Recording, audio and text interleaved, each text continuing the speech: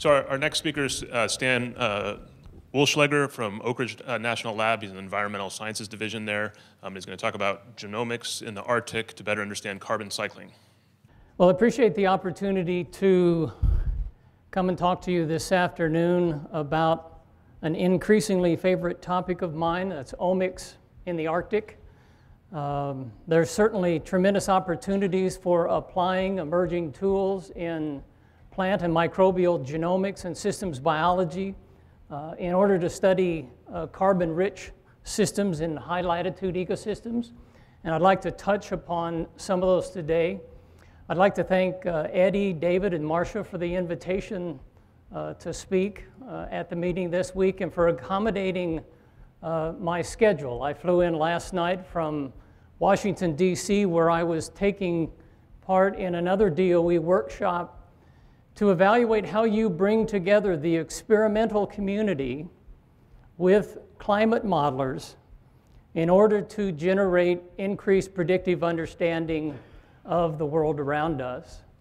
And at that meeting, we talked about a number of topics that not only are of importance to the ecological community, but increasingly to the molecular biology community as well. And so hopefully we'll be able to touch on some of that this afternoon. I'd like to accomplish three things this afternoon. One, I would like to hopefully make a case for the increasingly important role of molecular biology in predictive understanding of ecosystems and in their relationship to climate. I'd like to talk to you, secondly, about a new DOE-funded project of which I'm involved called the Next Generation Ecosystem Experiment, or NG Arctic.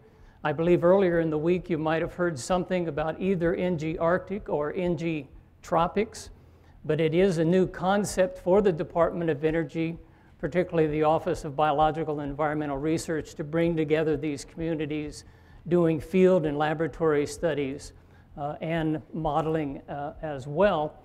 And then third, I'd like to just introduce you to some general topics that relate to plant and microbial genomics and how those tools and technologies can be used to address important questions in the Arctic. Let me just begin by saying that climate models are increasingly important for addressing a number of pressing environmental and social concerns. They are increasingly sophisticated as well. Earlier in the week, I spoke with several climate modelers who are working to develop the community land model and the community earth system model. That model now has over 1.5 million lines of code and is becoming sufficiently sophisticated to where it is now reaching down to biochemical, enzymatic, and even molecular scales to inform processes that take place at regional and global scales. And I think that speaks well of the communities that are coming together in the area of model development and process understanding in order to make these predictive capabilities possible.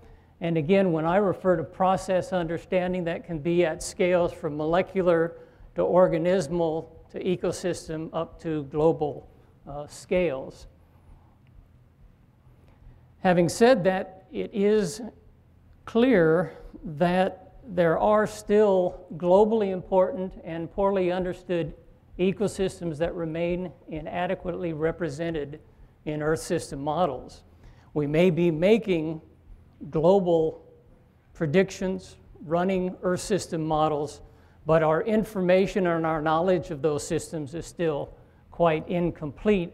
And so there's been quite an effort to define ecosystems that are, as I said, understudied and poorly represented in climate models.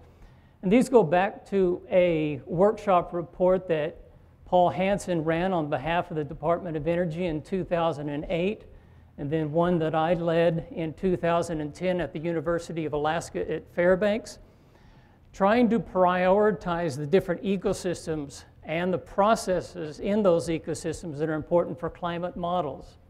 And we were certainly successful both in 2008 and then 2010 in identifying the importance of high-latitude boreal to Arctic tundra ecosystems for inclusion in climate models.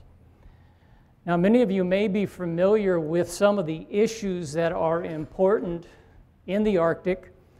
Many of those relate to the presence of permafrost in those ecosystems that permanently frozen ground for 2 or more years, and the fact that those frozen soils, if you will, contain a tremendous amount of carbon that with rising temperatures in the Arctic is vulnerable to release as both CO2 and methane. There's approaching 30 million square kilometers of permafrost globally, large amounts of carbon stored in those, and with warming temperatures, a lot of that is vulnerable to loss, as I say, providing a positive feedback potentially to climate.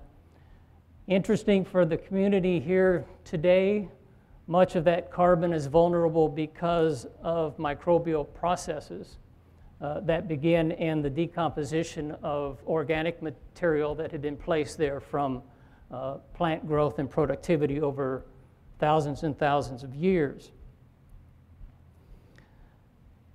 The Next Generation Ecosystem Experiments project is one that is just starting. We're in our first year of this project. I'm the project director. Larry Hinsman is director of the International Arctic Research Center at the University of Alaska at Fairbanks. He's our chief scientist, and then we are joined by a number of other laboratories and staff at Oak Ridge, Los Alamos, Lawrence Berkeley, and Brookhaven National Laboratory, as well as staff and students at the University of Alaska, Fairbanks.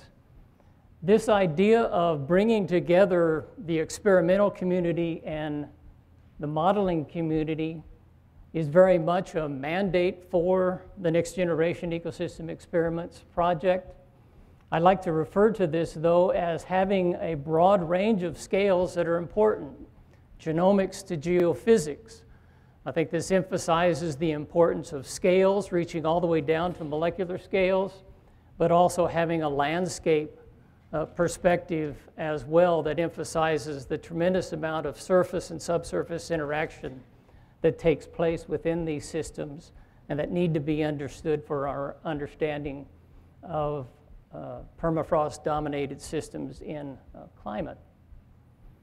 For those of you who have not been to Alaska or had the opportunity to see the Arctic, a group of us were able to take a trip to Alaska in August, and we began that transect from Nome to Barrow, Alaska, at the southern edge of the boreal forest, where ecosystems fight it out, if you will, across the landscape. We have boreal forest, we have open woodlands, we have tall shrubs, short shrubs, and true Arctic tundra.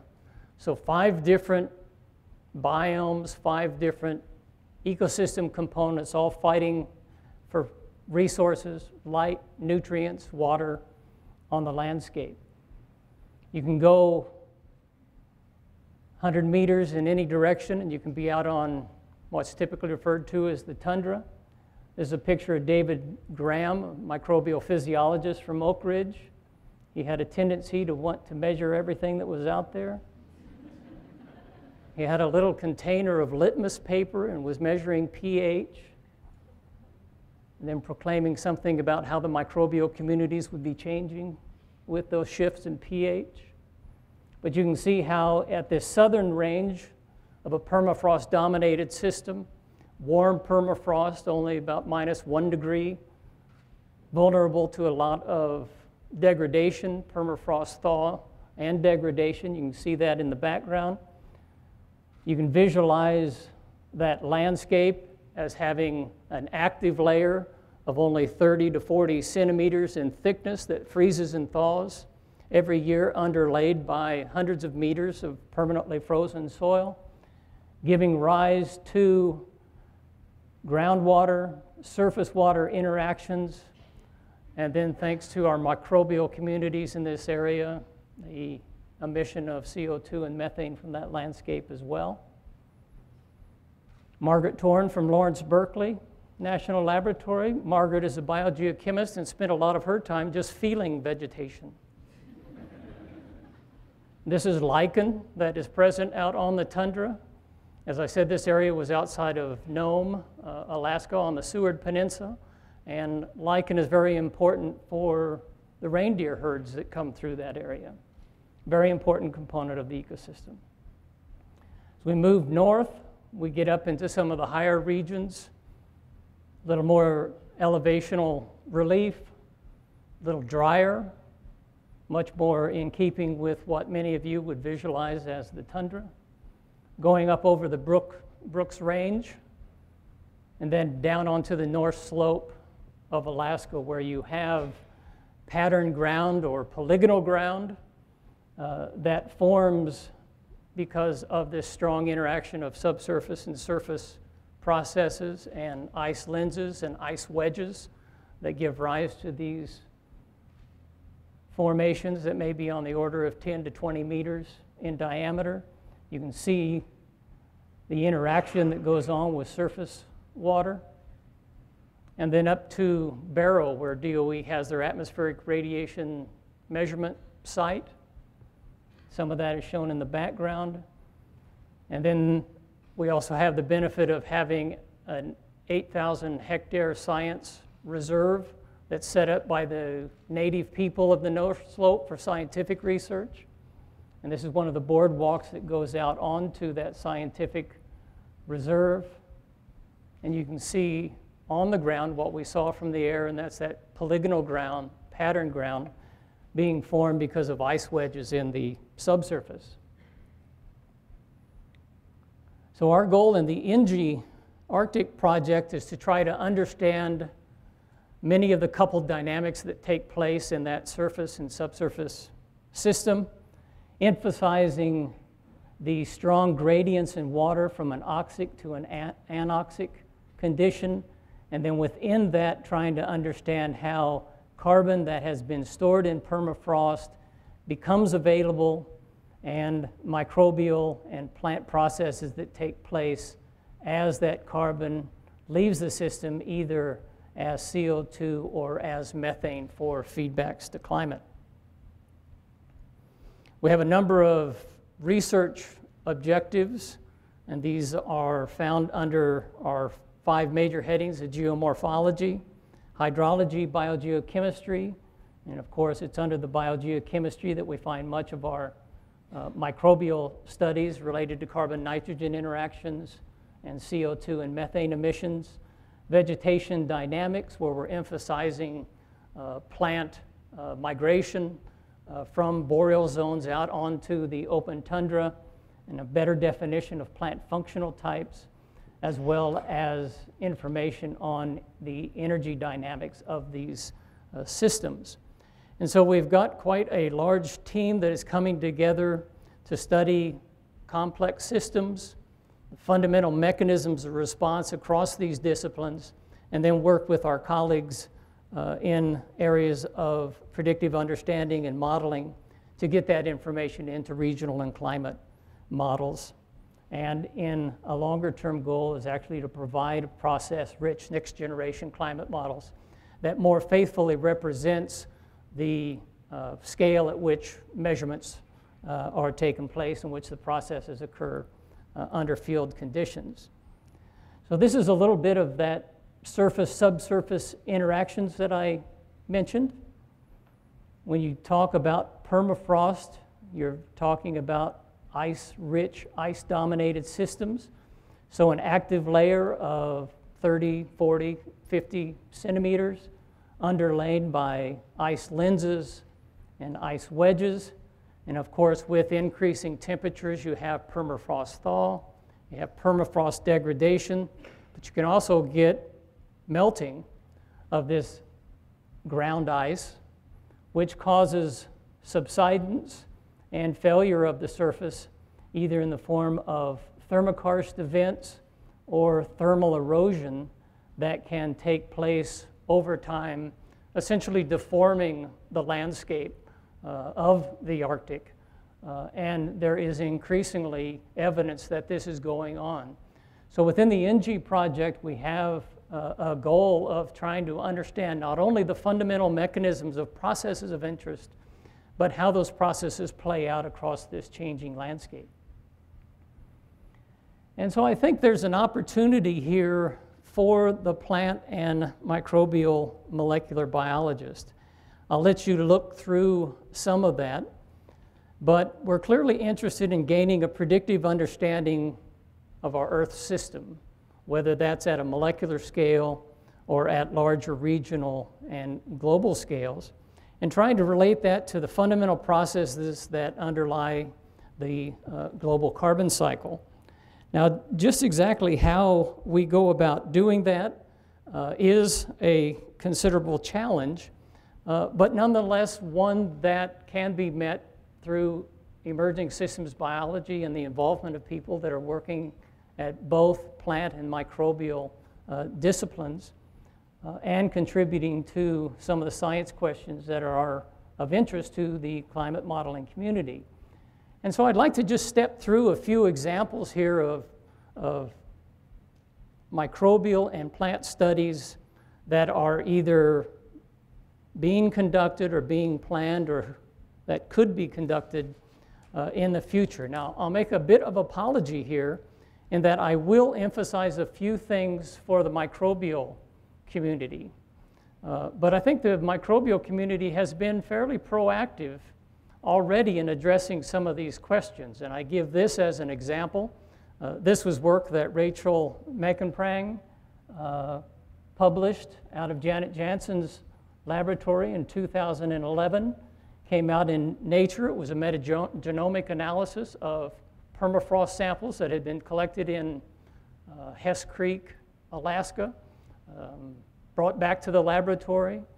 Those cores were sectioned using a bandsaw in a minus 20-degree freezer. I can only imagine what that looked like. And then those were incubated over a week-long period at 5 degrees C, and then using facilities at the Joint Genome Institute, metagenomic analyses were conducted. Genes of interest to the carbon and nitrogen cycle were studied. Community composition during that short incubation study were analyzed and defined, and then using capabilities at JGI as well, a unique soil methanogen genome was pulled out of that metagenomic information. And so I think this serves as a good example of how the microbial community, again, has been pretty proactive. The plant community, less so. And so much of what I'll say here in a minute has to do with the plant community. Probably doesn't help that I'm a plant ecologist myself.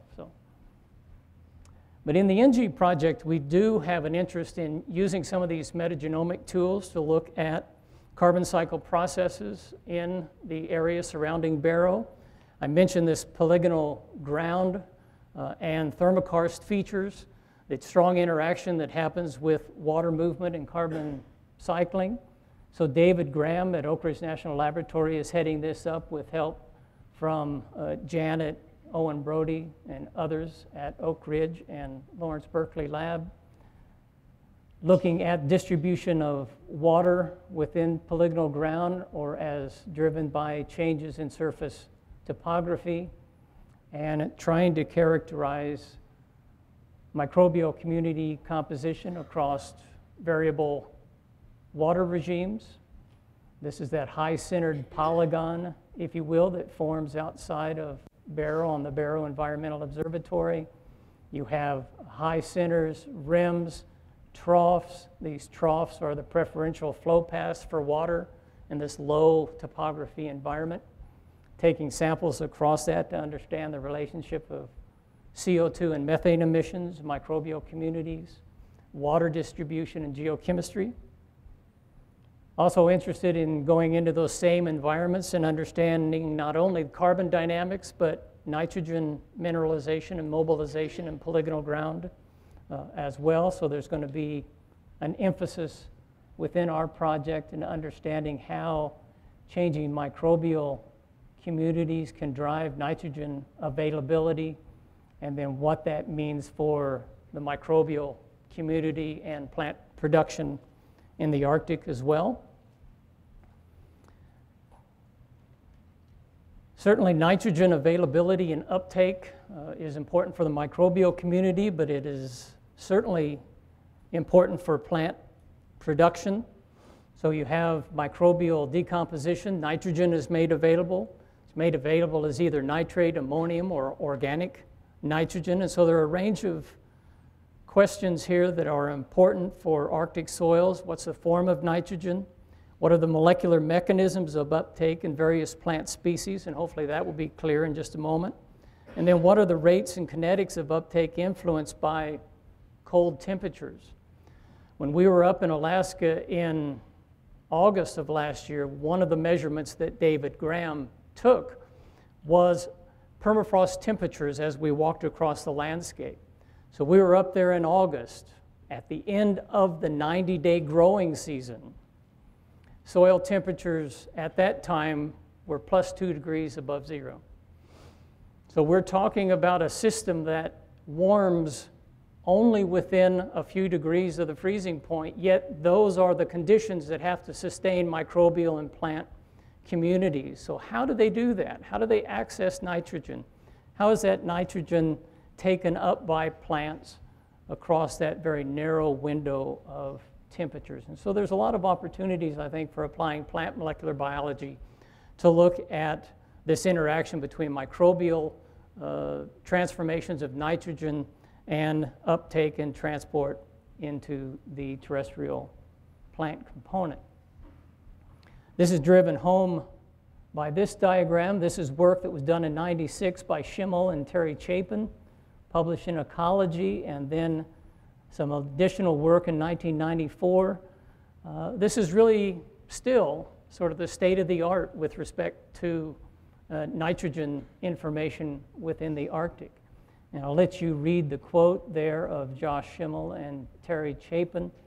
But the table here certainly indicates, and I've got these starred for the different species that obtain over half of their nitrogen requirements from organic nitrogen. So how do they do that? What is the competition between the plant and microbial communities for organic nitrogen? And what does that tell us about how plants access forms of nitrogen within cold-dominated systems? Might also mention at this point the shrub expansion that's taking place in the Arctic. This is a series of images that came from 1996 in Russia versus 2009, I believe. And you can see the amount of shrubs that are present in the landscape here versus 40 to 45 years later. And there's obviously an increase in shrub expansion that has effects on the carbon dynamics as well as water and energy cycles as well. The interesting thing here is that these landscapes are being colonized by plants that capitalize on the formation of these little frost boils or pockets that they call them. These come about because of freeze-thaw dynamics, small pockets of disturbance, and in this case, alder can colonize those. There's an interesting question about how this takes place and about soil biogeochemistry and how plants and microbes interact to essentially colonize those environments. You can see what that looks like after they've done that for a period of time. These alder then dominate the landscape, and there's an opportunity to look at population structure using genomic information, either sequence or resequencing information in these environments. This takes place, as I said, for salix, betula, and alder. Salix has been shares some similarities with the poplar genome that has been sequenced, and so there's an opportunity to go in and do vegetation dynamic studies, look at population structure. Just another quick example with balsam poplar. There is, of course, a northern tree line, and Populus balsamifera occupies that. But even within Alaska, there are pockets of balsam poplar found several hundred miles to the north of the continuous range of balsam poplar. And so there's questions about the genetic structure and population diversity of these pockets. These trees occur, as I say, in isolated areas that have anywhere from 20 to 200 trees. They are often found along riparian areas, yet productivity seems to be pretty good. This is one of the farther north stands. Colleagues at the University of Alaska Fairbanks sampling tree rings. Pretty good growth rate, 42-inch diameter or circumference on those trees. And then these populations have been visited by Amy Breen and Matt Olson, who at the time was at University of Alaska Fairbanks, now I believe in Texas, but looking at nucleotide diversity in terms of these populations and trying to get an understanding of what that tells us about population structure and diversity, and ultimately how this might be shaped by a past glaciation in the area. Lots of opportunities to continue these kind of studies. And then let me just end by saying that the vascular community is certainly of interest, plant community, non-vascular plants as well. Mosses are an important component of the Arctic environment. Here's a few pictures of sphagnum that occurs throughout the Arctic, quite a large land area. They're important for carbon balance, important in terms of methane emissions. And so there is a developing community that would like to either sequence or use resequencing capabilities to understand the performance of sphagnum in the Arctic environments. This community is being led right now by John Shaw out of Duke and David Wesson at Oak Ridge. And David, where are you? David, if you could raise your hand if he's over back in the back here. If you're interested, talk to David a little bit about this. It certainly relates and complements work that JGI has done with Fiscomatrella, but there's some unique things that could be done with additional intellectual investments in sphagnum. And that just lists some of the community resources that are available. Clearly there is several experiments, or are several experiments in which sphagnum is a component, including NG Arctic, transient expression systems, the ability to go out and collect genotypes and maintain those in a common garden environment within laboratory and even growth chamber sized experiments. Number of resources already being developed as far as RNA-seq and DNA-seq capabilities that David and others have put together. And then let me just end here with a comment about methane oxidation by methanotropes that emphasizes an important area of plant microbe interactions. So typically with sphagnum, methane is produced in the subsurface. It's transported in a parenchyma and then released to the atmosphere. But there has been reports, an increasing number of observations where there are symbiotic organisms within submerged sphagnum communities that as that methane is being transported up to the plant, it's used as a photosynthetic carbon source and actually is used in plant productivity instead of finding its way into the atmosphere. So there's a lot of opportunities for using systems biology approaches to understand plant microbe interactions as well. So let me close with just an invitation that while we're early in our next generation NG Arctic project, we certainly want to be a good partner across the scientific community in making infrastructure, data and samples available for any number of studies, including plant and microbial biology. So we will be working for the next couple years in the Barrow area. We will be interacting with a number of groups, taking samples, and if you would like and have need for permafrost samples or plant samples for one study or another, we would certainly like to be able to provide you with those.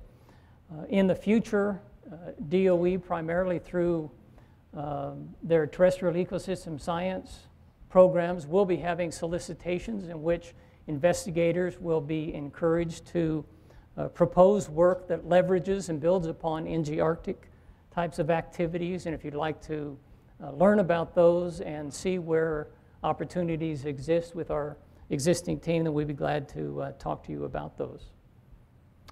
And with that, I'll close, and if there are questions, I can address those, or we can take those out to break.